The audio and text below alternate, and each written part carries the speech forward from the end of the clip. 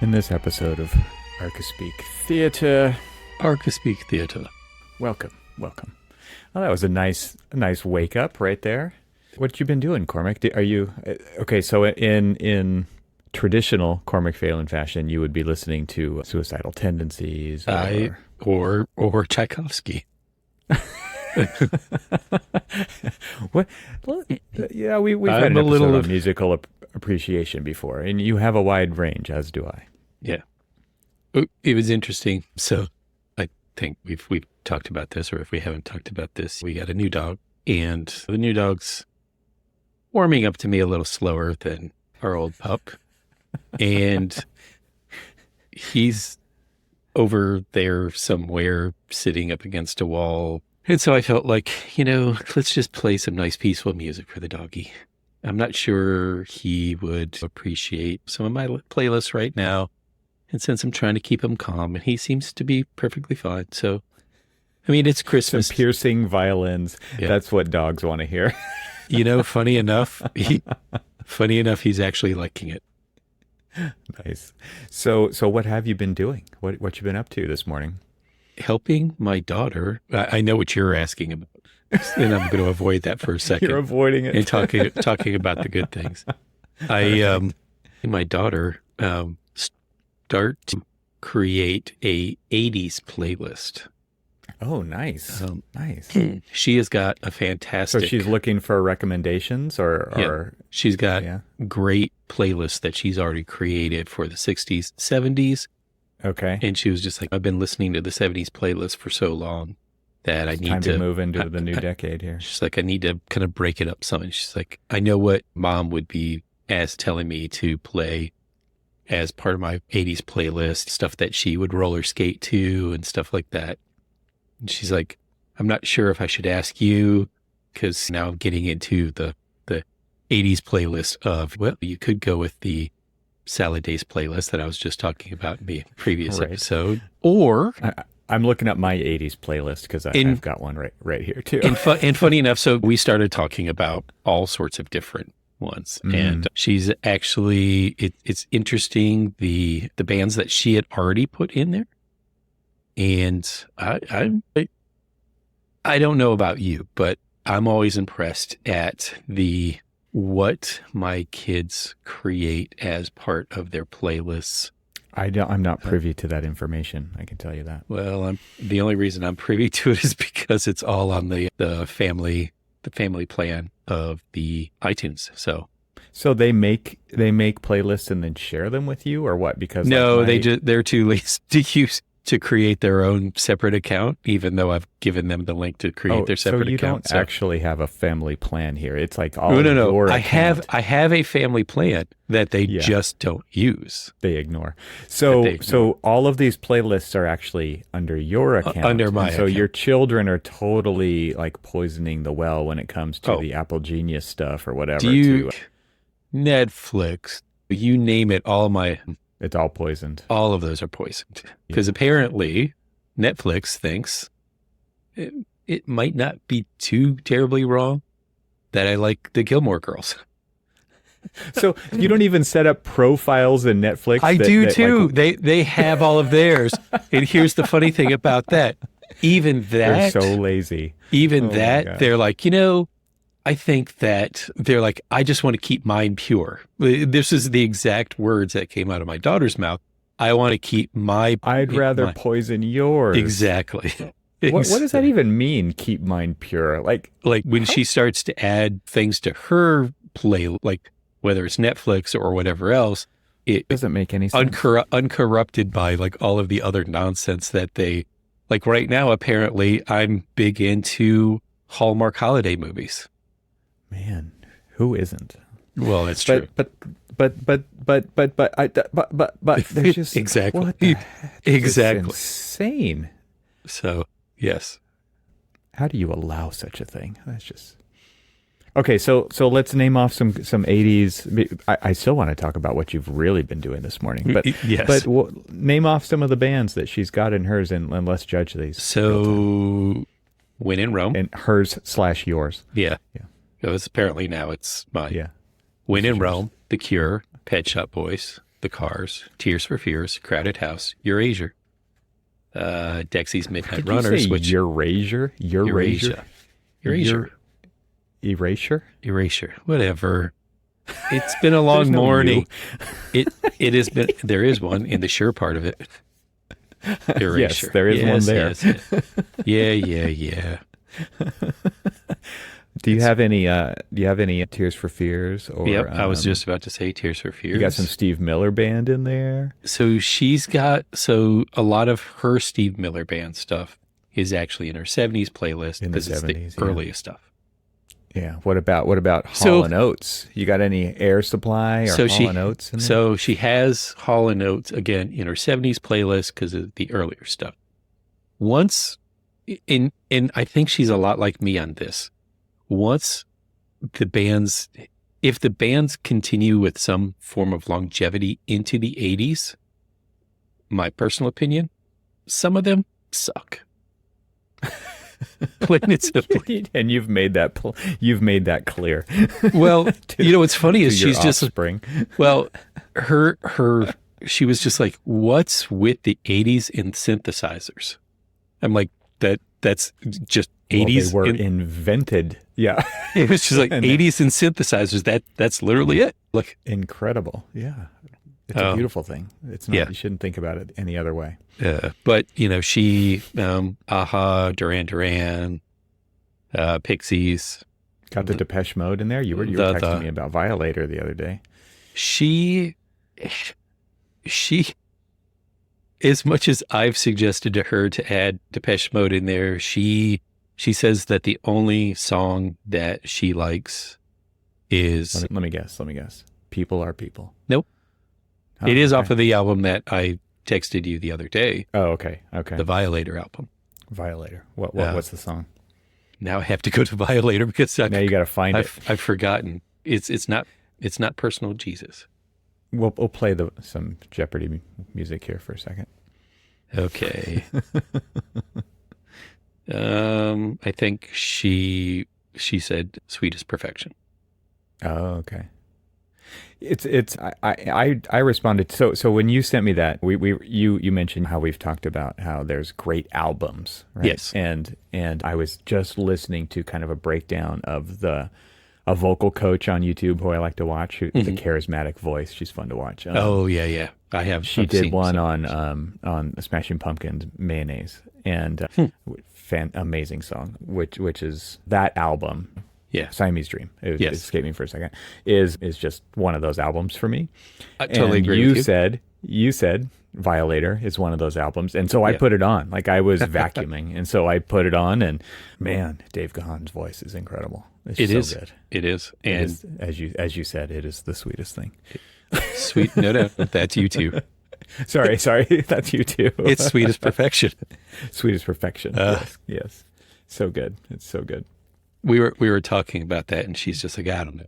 She's like, there's just songs I want to hear, and that's what she's trying to create. Here's what ruins it for the youngsters is autotune is a thing. It's everywhere. And people don't realize that music in the 60s, 70s, 80s didn't have autotune. Right. It was like these 90s too. These vocal performances are just absolutely incredible because they're not messed with the computer. Right. Yep. And so funny enough, she doesn't really listen to music of her generation. Mm-hmm. Because of you. I guess it's because of me. No. It is. And it's because you've poisoned that, so she gets to poison your Netflix. Well, that's true. I remember one time I was just like, wow, my daughter knows all the lyrics to Red Hot Chili Peppers. And then I was just like, oh, damn. My daughter knows all the lyrics to Red Hot Chili Peppers. Yeah. That's scary. Sword. Yeah, totally. Because none of them are appropriate for her. Right. It's so man, the 80s were great. The 80s, there's a huge range in there. I mean, think about this. Isn't this like when 9 Inch Nails really hit the scene? So 9 Inch Nails was late 80s. I want to say though that I want to say mid 80s. I saw recently something about Trent Reznor kind of lamenting the fact that some of his stuff was 40 years old. Like, that's insane. Well, that's insane. Didn't you and I just talk about the fact that if in 2 years, whatchamacallit, the Beastie Boys, yeah, right, is going to Licensed to Ill. Yeah, Licensed to 40. Ill is going to be 40 years old, and that is insanity, just insanity. It is. It is insanity. I'm looking at I'm trying to find what okay, so they formed in 1988. 9 Inch Nails did? Yes. Oh, okay. So maybe it was earlier. So Pretty Hate Machine probably was, it says essential albums. I want all the albums. That one. 1989 was Pretty Hate Machine. All right. I'm looking up. So it kind of qualifies. Just like Violator is 1990, so it falls out of the range of that one. But then there's Music for the Masses and things like that, you could. I had Music for the Masses on cassette, and I remember putting it, I going did on too. a Boy Scout trip. Oh, gosh. On a Boy Scout camping trip to Mount Palomar Observatory. So San Diego area, putting that cassette in the car and playing it with, there was probably 6 of us in this Oldsmobile, because it had 2 bench seats, like front and back, right? Mm-hmm. So there were 6 of us sitting. It's an early SUV. It was an Oldsmobile Cutlass Supreme. Ooh. And a giant trunk full of camping gear. And my dad was driving us down there, and amongst other cars and vans. So it was a big, big group camping trip. And so car camping, right? The adults were chaperoning and cooking and doing the main stuff, and we were setting up tents and all that stuff and playing Music for the Masses. And my dad did not like that at all. He thought it was whiny, depressing music. And he wasn't wrong. I think about it, but then I also think like how great it was. It was just, it's so good. I think about the Thompson Twins. I think about Howard Jones. The Pet Shop Boys. Yeah, like these need to be on your daughter's playlist. You better be taking notes here. I've told her, I was just like Till Tuesday, things like that, and she's like, oh no, I don't like her voice. The Voices Carry song, Cyndi Lauper. So she's kind of doing a slightly different take on like 80s music. So it's not like the Bangles or Poppy kind of version. It's more kind of top 40, not top 40. I did show her the college rock, and she's like, ooh, all of these are great. And like, that's more of kind of, I guess, what she's really looking for is the college rock stuff. Cause I told her, I was like, this is more, I was like, if I wasn't listening to the punk stuff, I was also listening to kind of the college rock stuff. Totally. That's where I discovered REM, which, she's the only one other than me who can listen to REM, but not like I do. Like, I've just been playing the essentials like all last week. I enjoy those playlists on the streaming music services that they put those together. They'll put them together for decades or genres or all kinds of stuff. And I find those are pretty darn good. And if there's a song you don't like, just skip it. But they're pretty decent compilations for sure. They're pretty fun. So when I was listening to Music for the Masses before Violator came out, my strongest memory of that is driving through the mountains of the Black Forest when I was stationed in Germany. Wow, cool. Yeah. It is very kind of, I think that those synths and those drum machines and stuff that they were using to create that album was very German. It sort of felt like that. And it's not like the German clubs were playing all that music. Synth pop. I mean, oh my God, synth pop was like, yeah. I wasn't necessarily, I mean, it was funny is like bands that I liked were synth pop, but then there was those like, I don't know, do we consider New Order synth pop? I don't think so. No. I was going to say, I don't think so. They were analog instruments, I think. They might have had a drum machine here and there, but... Yeah. Did you ever hear of 808 State? I've heard that term, but... 808 State is a band. Oh, okay. Kind of a house techno band. Okay. They actually did an album with Bjork, Oh, and nice. it was amazing. Nice. So I'll have to check that out. you need to hunt I'm it writing down. it down. 808 State. Yeah. So what have I been doing this morning? Trying to keep myself sane. Before Go ahead. before you do this, I just have one Dave Gahan story. I actually Okay. was within like 10 feet of Dave Gahan once. Oh, cool. I didn't do anything to like embarrass myself or him by asking for an autograph, although I should have. But it was at a U2 show in Southern Oh, really? California. I went to go see their Which album? was it called Or the Elevation Tour or the All You Can't Leave Behind? I can't remember. It was like what year? yeah, it's the one with Beautiful Day on it, right? Like Oh, that's okay. the kickoff song. And that was cool because their stage was like this heart, right? It was this, if you look at it Okay, in plan okay. Oh, view, I it got was it. this heart. And the point of the heart was the tip of it, what like the bottom tip, if you drew the heart shape, was out in the audience. But the first fans who bought general admission tickets ran down there, including myself, waited in line all day long to have this opportunity to get into the heart. And they only let like 150, 200 people inside the heart part of the Nice. stage. Everybody else was either up in the seats or out on the general floor. And I made it down there. The friend that I went with did not make it. Oh, He didn't make man. it in the heart. And he was pissed that I didn't come out and hang out with him on the outside. I'm like, what are you...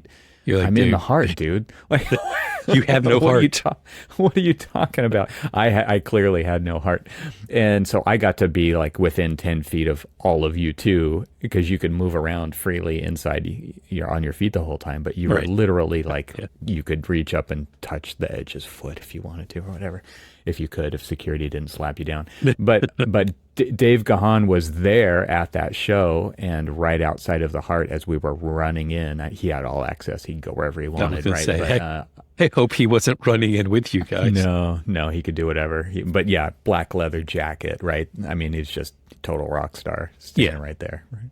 Yeah. So anyway, let's get back to What your was story your- about what what you were was- actually doing today. What was your first U2 concert? I know we've talked about this before. That was probably it. That was Was it? probably the first one. I didn't have the opportunity to go to earlier ones. Oh, I wasn't okay. even a big fan before that. I mean, I started to become a fan in high school with Rattle and Hum and Joshua Tree, but That I was wasn't my like first putting out concert. money to go to concerts. So. We had, high school. Joshua Tree was the first concert in That's Tampa that I incredible. could get to go to. Which I I've was been to great. many U2 shows, and all of me them too. just Yeah, me too. amazing, incredible. So Never gonna, honestly, I don't think there are performances that beat the U2 kind of feel with some smaller concerts and stuff that I've gone to, but the one in Birmingham, Alabama, where they had the opening band, I just blanked on them. I was going to say NWA, but it's not NWA, with Flavor Flav. Why am I blanking on?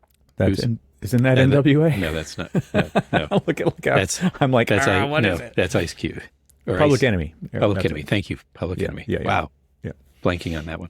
Anyway, and then they had a lynched Klansman, like lowered Hanging from the lowered oh from my the gosh. rafters in Birmingham, Alabama. It was oh, amazing. provocative. It was, I bet.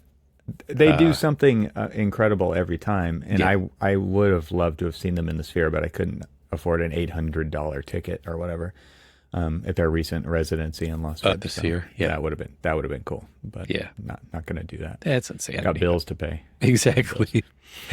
Yes. All right. What are we talking about?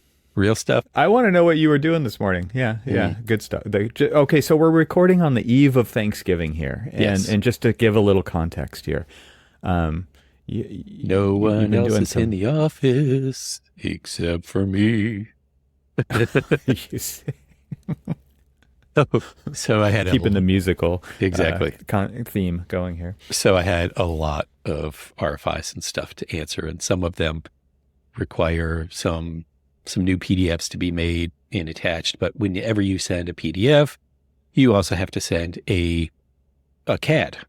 I mean, ultimately they'll get the updated models and all that other stuff, but they want a CAD of that particular they? sheet. They being the client. The client. Okay. Yes. And so you'll have a PDF of that sheet, and you'll have a exported CAD of that sheet. Not every client, right? But this Not one. every client, but this one. And that's Yeah. just kind of the requirement. That's what we signed on for, and that's what we're doing. And Give it away, give it away, give it away now. yeah. And my goodness, it for some reason, because I wasn't doing it like where I was like, batch exporting or anything like that. As I would like complete a sheet that I was then exporting to PDF, or I would also just go ahead and export it to CAD as well, just so I can call that sheet done, send it on out. Done. Final version 5.84. Well, really revision, whatever, because it's going not only to the client, but also the contractor. Oh, so it was taking like 20, 25, 30 minutes just for the CAD export. It was constantly locking up, the no response. Revit, no response. You're like, come on. Why are you doing CAD exports at all? Aren't you also just giving them the model at that point? We aren't giving them the model right now. And look, there's talk about the insanity. There's so much insanity. Yes. Are we giving them the model? Yes. Do they honestly really need a CAD? Not really. No. But right. And if they really needed the CAD, they could export it. What would they do with the CAD that they can't do with the PDF? One only knows. It's just I'm not the one that knows. You're saying it is. So you're saying it does go to the contractor. So potentially they're using it for some basis of shops or something. I would assume that yes. And then specifically, this one is actually the drawings that I was working on right now. They were specifically going because they're verifying our plot regulations. So our plot boundaries and all of that other stuff. There's these things called deviations where we are encroaching in on or something else is encroaching in on our plot boundaries, or we're encroaching in on something else. And though it's been approved, the encroachment, they want to have those CAD drawings so that they can update the plot regulation sheets. Mm. And so that's really what I was specifically doing. And it's monotonous. It's busy work. It's kind of if you have the model, you have the plot regulations, you have all of the things that you're asking for, and there's really no need for any of the other things. And in fact, actually, they do these comprehensive Navisworks models that have all of the different assets that are plugging into this overall development. And so each of them are already in there with their plot regulation and everything else. They call it plot regulations, and I just call it plot boundaries, but same thing. Mm-hmm. Mm-hmm. And so all of these things are already there. They already exist in the Revit model. And you can't, you can put CAD in Navis, but it's useless in comparison to pulling in your NWCs and all that other stuff, your Navisworks files. So while this is happening, this 20 plus minute export per sheet, you're saying, basically, right? Yeah. What else can you do during that time? Like, what does it completely take Revit down so that it's only doing so that? I can't do anything in Revit. So I'm done. Like, what version of Revit are you in? This particular model is in 2022. And you don't upgrade those for what reason? Well, actually, for the longest time, we just upgraded it. And for the longest time, it was 2022? To 2022. We were, yeah. So for the longest time, we were in 2020, up until about 2 months ago. That's right. I remember you saying you had like 4 different versions of Revit on your machine. Yes. 2020 to 2024. I have 2020 through 2024, and probably will be getting 2025 in the not too distant future. One of the features of 2025. Yes. Is this batch PDF export in the background, which means that you can continue to work in Revit, but that's just PDFs. I'm assuming that doesn't count for DWGs. But you can still do batch exporting of DWGs, and hopefully they would be doing the same thing, because it's essentially using sort of the same batch file kind of thing to do that. But I don't think you should give that credit unless it's actually. True. I'm guessing true. You're right. I don't know, because I don't have it on there. I haven't test driven it. In fact, to be quite honest with you, because I don't even have any projects right now that are in 2024. I've only opened 2024 just to open it and say it's Just there. curious but I why haven't you used guys it. keep stuff in those versions. Is it because your consultants only have those versions? The owner only has that version? The Our client, contractor? Like, the what's only the deal? the only reason why we kept it in 2020 for so long was because our client. And then when they upgraded to they only upgraded to 2022. So if I brought it would be far more efficient for me to be able to use these models, and they're behemoth models. They would be far more efficient to use in the, more current versions. But Maybe. I can't upgrade them to anything further than what the client has. Let's take a short break from the conversation to tell you about today's sponsor. Not long ago, we started hearing about a company helping firm owners build effective remote teams. When we looked into it, we found World Teams, a company that specializes in helping smaller architectural practices set up skilled and reliable remote teams.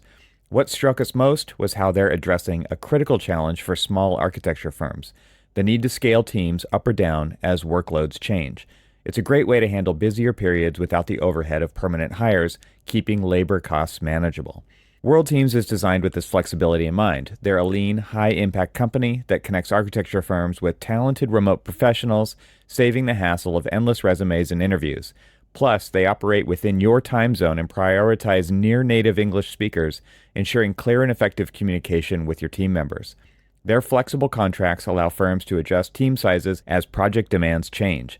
You'll be connected directly with these skilled professionals, building trust and collaboration while reducing operating costs without sacrificing quality, a win for any practice looking to expand intelligently. If you want to hear more about World Teams and how they can help your firm grow, visit worldteams.com/hire-top-talent. That's worldteams.com/hire-top-talent, or you can click the link that we've provided in the show notes. So once again, follow the link in the show notes or go to worldteams.com/hire-top-talent. Thank you to World Teams for helping make this episode possible. And now, back to the conversation. So why do you think it takes so long to export these sheets? Is it because the model is so big? Is it because you Probably. have a ton of Yes. errors in the model? Like how clean is this No, model? surprisingly enough, these models now are pretty. We're talking. I would say that if there's any errors in it, we're not talking anything more than like 20. But you're also talking A few about hundred. no. Surprisingly enough, Few we're thousand. no, like few as in like maybe 20. Yeah, Surprisingly enough, we've worked because one of the tirelessly no to keep these. Yeah, because one of your contract items. one of the contract items is to give them a clash-free model. Because that's Well, does that mean error-free? I mean, a clash isn't actually even going to be an error sometimes. Yes, I may be using them interchangeably, but they And I mean warnings. Like in Revit lingo, it's actually warnings. Oh yeah, right? we clean that out, everybody ignores. Yes, we clean out tons and tons and tons and tons of warnings, tons because you have to. because we wouldn't have if to. You didn't have. So the reason I ask why it takes so long is a lot of times the number of warnings It is a directly behemoth contributes to things like this. Yeah, it is a behemoth model. It is massive. Can you give a size? Can you give a megabyte or a gigabyte size? Can you look it up? Give me a second here. I mean, and then you kind of think about this from an initial strategy point of view, right? And so, yeah, this is like super nerdy, but this is Revit stuff. And I think one of the things that people don't really think about is how much time architects spend. Like this takes me back to the days of Photoshop's preparing to save dialog box, right? Which was back in the early versions of Photoshop, because machines were so RAM limited, like you would be doing filters and operations to your Photoshop file, and then you would hit, file save, and this dialog box would pop up where it would actually convert everything that was it was using in the RAM disk into RAM, and it would say preparing to save, and you would watch this progress bar slowly march across the screen before it was even going to literally do the command you asked it to do, which was save the file, right? True. And so nowadays with this file syncing to central, but also exporting these kinds of things, they take an inordinate amount of time, a lot of it which you can't actually automate but a lot of it that you can, and I assume you guys aren't because you're doing it manually, Right. like to do it overnight or something, but because you're kind of working in real time, saving these sheets out one sheet at a time and saying, okay, done, check, next. Right. Maybe you can't automate it overnight or whatever, but it seems like, man, like these are the kinds of things nobody thinks about when they're like, oh, I'm going to be an architect, which means you're going to literally sit at your computer pushing buttons in this Yes. monotonous Click. way to save and export files that take 20 plus minutes per sheet to get out. And it's like, is this really what you're getting paid for? Man. So I'm trying to find one of the architectural models because It doesn't even want to tell you how big they are. It's probably like, you'll be embarrassed. But And it's in the cloud, I assume. it is. It's in BIM 360, and so. But there, I just saw one model, and the one model was 2.2 gigs. So if you go back in time, if you were going to do it again, and I know this is like a huge project, Yes. would you change the way you set up your models? Yes. Yes. The way that they link to each other and all Yes. that stuff. Can you talk a little bit about like the way you did it versus what you would do differently? So the way that we did it, the way that we should have done it is we have 8 buildings and it should have been 8 different models, because then it would have been a little less cumbersome. And then the people who were assigned to them could basically assign to them, and then just essentially have one model. So let's paint a picture. It's 8 buildings. There are multiple levels of basements below. The multiple levels of basements below,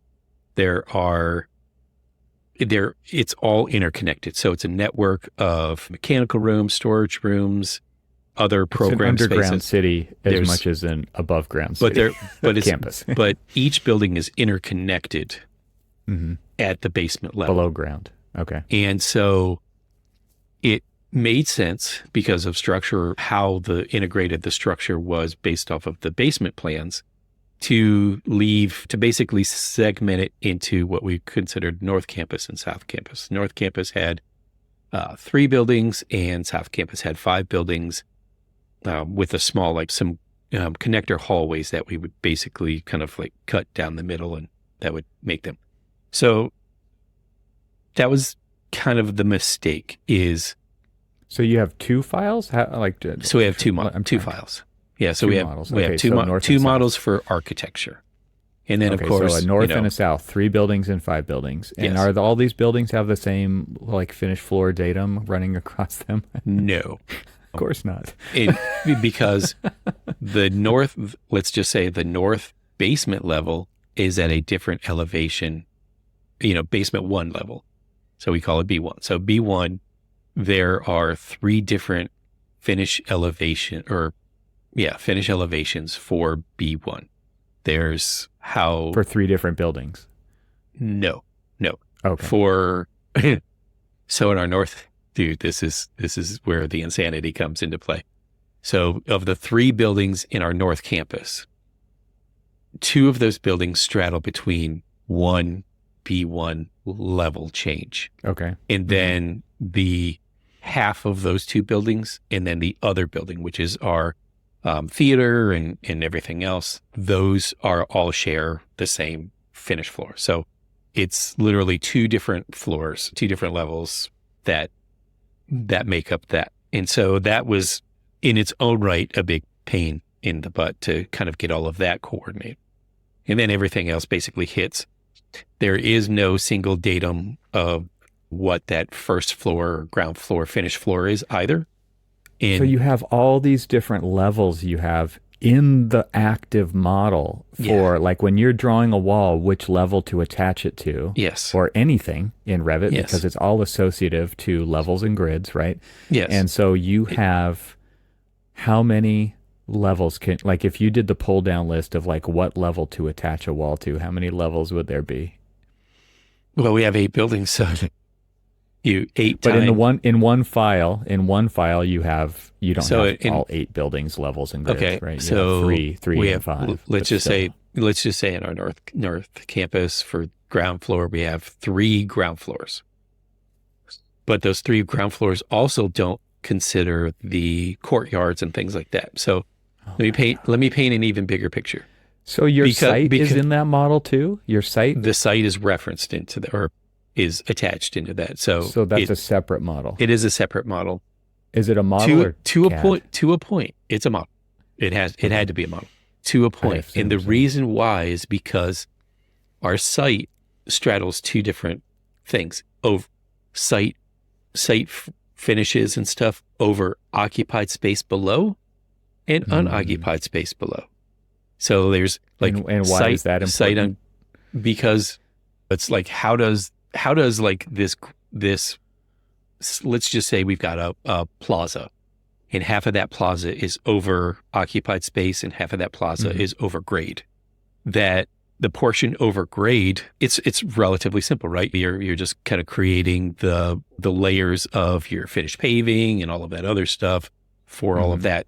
As it gets in over structure, over occupied space, if you're planting in that same area in the landscape model, now it becomes a little bit more complex because that structure doesn't live in the landscape model. It actually lives in the architecture model or the structural model.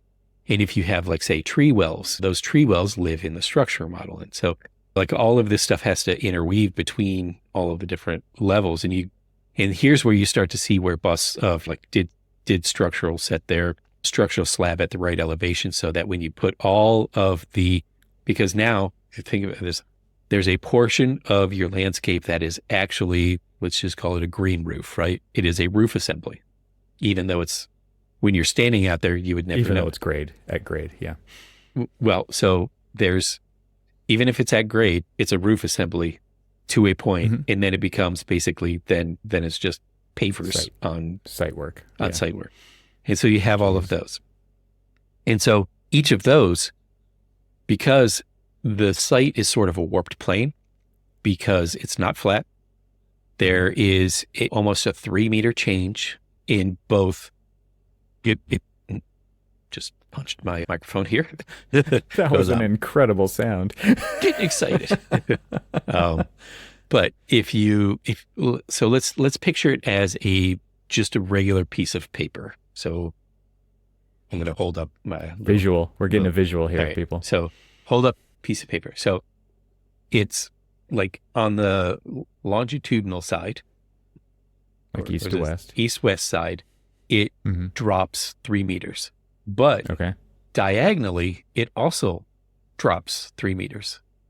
But when you're placing all of those buildings all the way around it, each of those buildings, when they hit the ground floor or the ground plane, they're all sitting at different elevations as they hit. So this is why I cannot believe you guys decided to put multiple buildings in one file. Well, I cannot believe it, because dealing with Revit's levels and grids now, is you know pain what? in the ass if it's more than one building. It is absolutely... Right. I mean, and just for the people coming onto the project midway or having to deal with that all the time, like, oh my God, talk about the Matrix, right? Just like the stuff all dropping down the screen, and you gotta like somehow take this in and figure it out. So it's a nightmare. So the thing is that would it have been better to do, say, 10 models where you essentially had your South Campus model was just your basement levels. And then you plugged in your 5 models on top of that. Here's where we were starting to get pushback. And so this is where we start talking about, like, collaboration with your engineers and everything else. This structural, they didn't want to do anything more than 2 models, because their whole basement level and all of the structure that's coming off of it, it was all coming in so like all of the buildings essentially create one building. So if you looked at the North Campus and the South Campus, in the structure's mind, that was just 2 buildings. Yeah, I get that. Right. I wonder though if they would still feel the same way today as they did back then when they gave. Yeah, we were talking about that, and we were trying to talk about, like, what we'd do differently, what we would do better, and And We all do this at some point when and- it's just like you're pulling your hair out with 20-minute exports of CAD files. Exactly. And BIM is definitely one of those things. Now, so truth be told, the model that I'm doing these CAD exports out of is the biggest model of all of the models. And it has everything turned on. Everything turned on. Our interiors models, there is... You mean models, or do you mean work sets? Like there's actually an interiors model? There's like an a interiors reference model. into this? Yes. So that's a separate model? Okay. Yes. And mechanical and plumbing and IT and All your security consultants, and everything else. So Yeah. everything. So if I wanted security cameras to show up, I'm going to be turning on the security model. If I wanted fire protection to show up, I'd be turning on plumbing and fire protection, and so on and so forth. I mean, those are pretty similar to like most every other Sure. project, but the sheer size of them makes They're set up the same way that you're set up, right? Yes. Where it's like a north and a south. Yes. Because they're not building that stuff. Yes. What I'm saying is They're like building they're off all of us. dictated based on how you decided to accomplish this in the first place. Yes. Well, I will say that at least between the structure, mechanical, and architecture, had this conversation early on. What should we do? What is the best way? And I think I may have been swayed a little too much by our structures, saying, I don't want to build a bunch of different models because everything's kind of interlinked together. I'd, Sure. much prefer to do two. And so I get that. Okay. I just don't know that. I just would wonder if it's still the same, sentiment or not, because like there really seriously I needs to don't be think that- lessons learned here Yes. after this to say, Yes. how will we do this next time? And like that rarely, it happens, but not enough. And you have to do it with that same group of initial stakeholders to say, hey guys, like, okay, there's no pointing fingers here. Like this is seriously for the next time. It's not anything about No. how, Yeah. and how would, knowing what we know now, how would we do it differently? I'll say this. Did it make sense at the time? Yes. Because of just... Well, you didn't know what you didn't know. Exactly. You didn't know how did- complex we also these did- files yeah, were going to get, like, how big they were going to The get. sheer volume of detail on all of these models, which is part of our contractual requirement, going back to that, made Which is these what? things What- become Is there bigger an and LOD big- assigned to this? 350, which is so typical is 300. And even with that, so technically it's 300, but they've been demanding it to be more. And so with that, It's getting a squeeze, man. yes. Oh my God. So with that, they're getting like 350 level documents out of the 300 level They're paying contractual. you for. Exactly. Yes. Let's just say it plainly. Yes. Oh my. Yes. And literally paying for it. Like you are literally paying for that with these exports. Did you say with all this pay time, or because painting? Pain. You're literally painting for this. The idea of the true cost of these decisions is not something that should be overlooked after the fact. And honestly, it's so easy to say yes up front. It is so easy to say yes, and it is so hard to go back and say, you know what, like that was stupid. We should never do that again. And we should stand our ground. So I was talking to some students about models and stuff because they're building all of their stuff in Rhino and Revit and all of this other stuff. They're like doing kind of these hybrid workflows and things like that. And I was just like, as you start to work through them, you need to like learn how to integrate all of those workflows together so that you're not basically doing any aborted work, right? And they're like, and so I started to explain to them like what this particular model is. And I'm not joking with you when I say that like our South Campus model with the 5 buildings in it typically takes about 50 minutes to load. 5-0. 50 to load. And that's just open open file it. for the day. And people are like, so what do you do for that 50 minutes? Like, don't close the model. Email, yeah. Yeah. You do other stuff, We right? do I other mean, it's stuff, not sure. like you can't do anything else. But I mean, you if can't do you're anything else let's say if in your day, Revit. but let's say if your day is geared, your 8 hours of your day is geared towards doing 8 hours of production work. Syncing typically takes like 17 to 20 minutes each time. each time. which of course you always get this, Evan, can you sync? Cormac, can you sync? Kind of like Do you have internal chats and anything stuff. quantifying these numbers in the background so that you can actually put a real metric to them when you're all said and done? I wish. Beats, people. You got to get BIM beats. BIM tell, beats. Tell John you got to get BIM beats. Holy Yeah, I'm crap. gonna You have need to- to know what this stuff is actually costing your firm. Yeah, I agree with you. I totally 100% agree with you, BIM. So I'm going to write this down. Talk to Conrad over at BIM Beats. I mean, it's one of those things where it's like you can literally measure all kinds of things, and people are typically scared of these kinds of things because there's Big Brother and they're gonna know what you're doing, but it's like this is serious business stuff. This is The amount the of business time owns the software, they own the computers, you're their employee, this is their project, they have to deliver it, it's their reputation on the line, they need to know what it's actually taking. The amount of in time, exactly. The amount of time that it takes for me to, well, let's just say that the amount of time it has taken for the entire team to wait on the model, to repair the model, to recover the model. Because yes, there has been that hasn't happened. Multiple recoveries of this model. Yeah. Who successfully sunk last? Problem with big models, right? Is they're so complicated, it's easy to break them. Yes. Yep. Yes. And then of course when you do eventually upgrade that model and things start to dehost and all of these other things, and you just basically have stuff that goes all haywire. Thankfully this one didn't really, we didn't have as many problems as we thought. We originally we ran a few tests. We created some duplicate models and ran a test, and we were getting thousands upon thousands of errors and things like that. And so thankfully we somehow got around it. I don't know how somebody else much smarter than me was working in the background to do all of that and make sure that it didn't implode on us. But what's your billable rate? Mine? Yeah. Bill you out at? I think it's like 150. It's might be a little bit lower than that, but roughly around there. Okay, so I mean, just the time it takes that you can literally just sit there. Let's just say. Well, let's just say that insignificant. Well, let's just say that. How old is the computer that you have? I think because how old is the one that you got? It's like a year. Mine's a year. Year, and I think I had mine probably about 6 months longer than you got yours. So, but let's just say it's not the top of the line, right?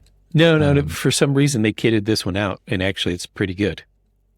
Like, yeah, I'm just thinking. This is a guy who runs like 3 different Revit builds at the same time. It's not incapable. My point is, when you're doing work like this, a faster computer makes a measurable difference. Yeah, that is, totally that is peanuts compared to your billable rate. So and that's where a lot of people don't want to upgrade hardware, even though it could seriously do like a 20% increase in productivity, and it doesn't even compare to how much they're wasting on your billable rate with this kind of stuff. And yet there's so much pushback for doing that. 100% preaching to the choir, because you and I know, because like we've gotten together and with some of our friends that you used to work with who used to make fun of me when they would see my computer and compare to theirs. It's just like their build made more sense for the work that we do versus this. Like I was like, oh, look at my old timey machine here. Let me crank it up. That's right. When we were at the AI, exactly. It reminds me though of like okay, so there's different paradigms here. You could be completely working in the cloud, and like a data center could be doing this stuff, right. And that significantly cuts down on the amount of time, because data centers have the most capable hardware in them, right? They can spin it up in a moment's notice.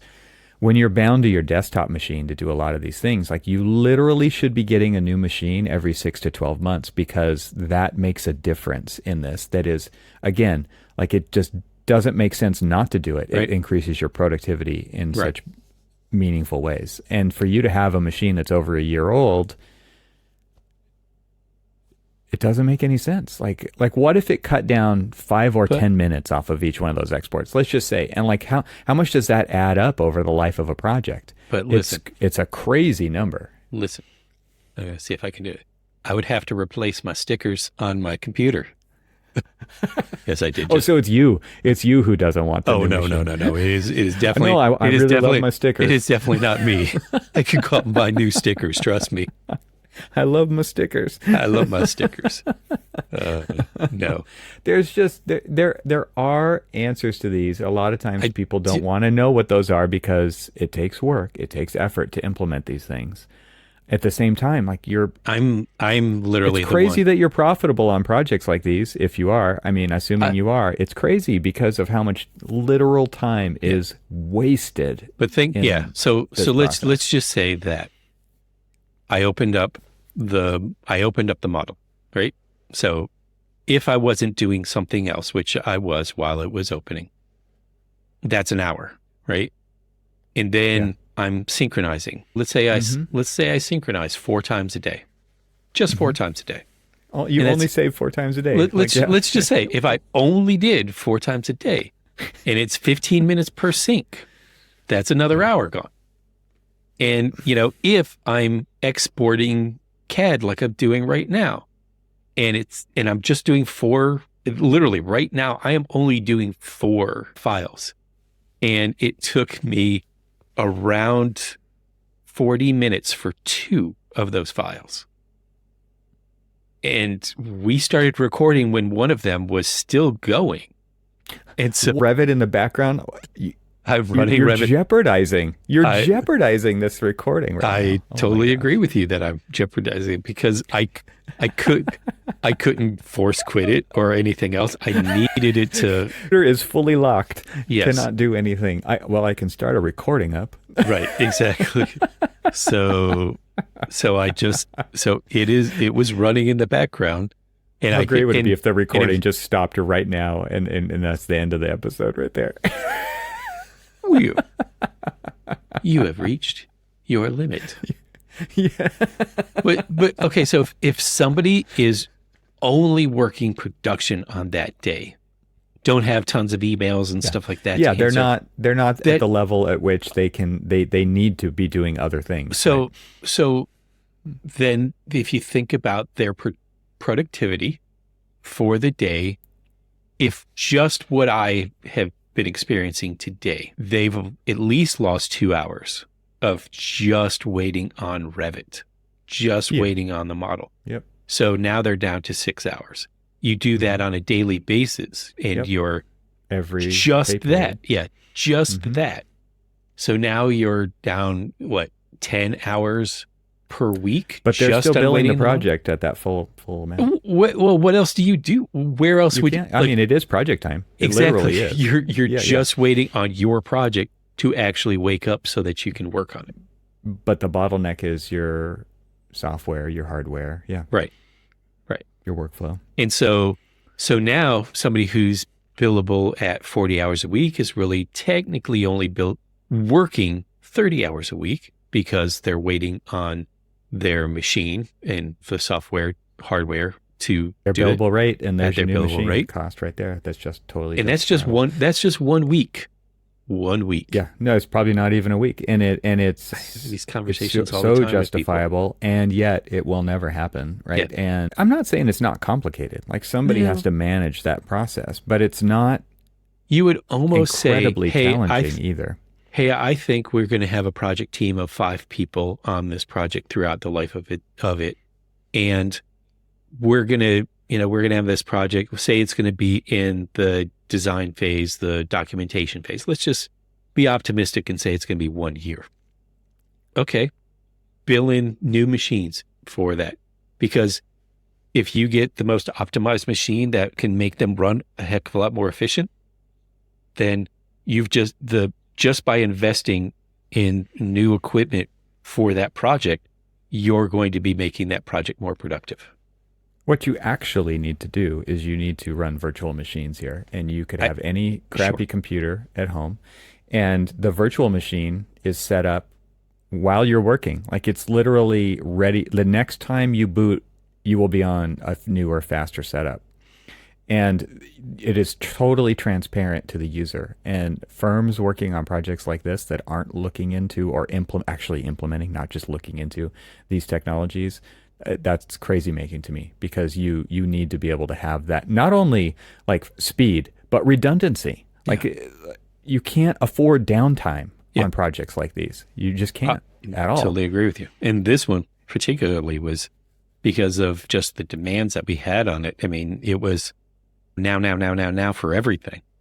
And so let me just really explain what a virtualized machine is. It's literally you're just logging in and using a computer that sits somewhere else. It could be in a data center. It could be under a desk in your office because your internet bandwidth is fast enough. Like Revit does not need super high performance.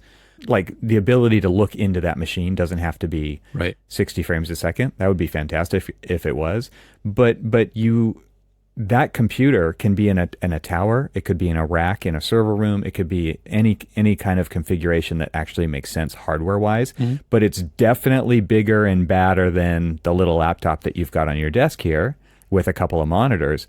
But all that is literally a station to look into a bigger, badder machine. And that bigger, badder machine can be spooled up or down. And I'm explaining this to the audience because it's important to understand that these technologies exist. Like that thing can grow or shrink depending on what you're doing. And like I said, like you could log in the next day and not notice any difference. All your stuff's in the same place. Your desktop background looks the same, everything. But that computer has been updated to a bigger, badder machine. And all you know is you have the best all the time. And that is totally possible today. Did I not mention the stickers?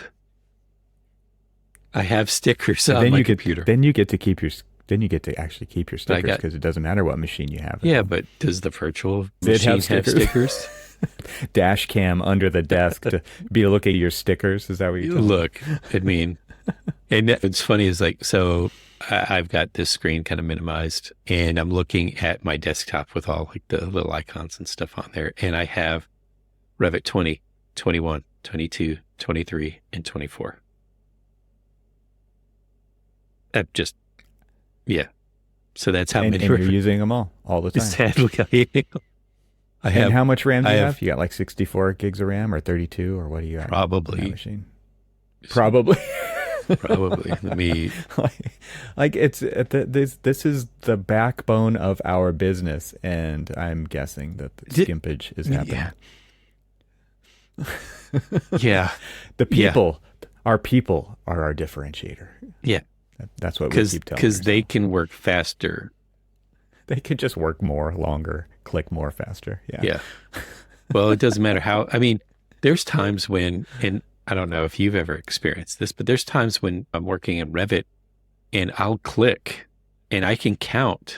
I've literally counted up to like 3 minutes until that like it's activated, or the thing that you clicked on. The thing that I clicked on is ready for me to kind of like work with it. Here, it's like, again, you think about like how long just waiting on Revit has, and I think that's the show title there, waiting on Revit. Yeah. I think that just waiting on Revit is such a killer of productivity time. But you also have to save these files. And this does go back to the original decisions that you guys made on how to set these models up. So it's on you. I feel the blame. Ouch. And like, let's just say it's like impossible to untangle that web now, no, right? Yeah, there's no way. Yeah, there's no way for us to undo this one. Could it be done? Sure. Nobody's willing to actually do it. How much more time? And really, then that to untangle it, that's not billable. I mean, that's not billable to them. That's just on us. It's like, oh, if you want to make it better, okay, here, you do this. And they even asked us to do that, because now like there's other conversations that we can have on why they asked us to do that, because of how unruly of a behemoth it actually is. I believe it. And the thing is that we're like, we've been working on this project for 2.5 years, and now you're asking us to do this, even though you were the ones who approved it. It would never happen cleanly. Yeah, let's just say never that. happen cleanly. You would lose stuff. You would break stuff. Oh my goodness. Exactly. And so they were just like, no, there's no way that we can do this. Oh, at least you guys said no to something. Why